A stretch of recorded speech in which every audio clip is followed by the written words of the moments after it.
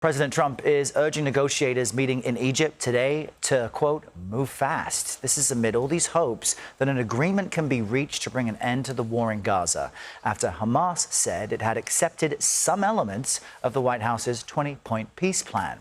Over the weekend, Israeli Prime Minister Benjamin Netanyahu said he hoped to announce the release of the remaining hostages being held in the enclave in the coming days. Speaking on Face the Nation yesterday, Secretary of State Marco Rubio outlined some of the logistical hurdles that will need to be ironed out at today's talks. What those talks should be about, and some of that conversation is already happening now, it's not waiting until Monday in Cairo, is the logistics behind the release of these hostages. How do you stop the fighting?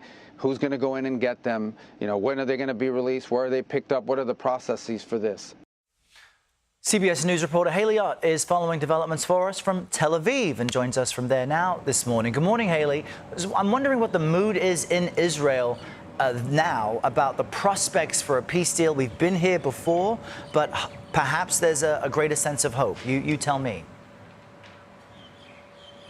Good morning. Well, people here are hopeful, but there have been proposals floated before, as you said, that have fallen through. So they're reluctant to really get their hopes up. And coming up to 2 years since the October 7th attack, there's a real sense of desperation here to get the remaining hostages home. Earlier this morning, we spoke to former Israeli ambassador to the U.S., Alan Pincus, who gave us his read on how he thinks these negotiations will go, whether there will actually be a hostage and prisoner exchange. Take a listen. I'd give it a 50% shot of happening because both sides have both sides feel the pressure to get this done. Israel feels the pressure from the U.S. and Hamas feels the pressure from Qatar, from Turkey, from Egypt, from Jordan, and from Saudi Arabia. As for the rest of the plan, the likelihood goes down from 50% to maybe 10%. I just doubt it's going to happen. Even this phase is going to be is ambiguous and amenable to interpretations, and I don't see it going smoothly. So Pincus told us there was hope, but also a lot of factors that could lead to these negotiations breaking down. And Haley, in the meantime, has there been any let-up in the fighting in Gaza?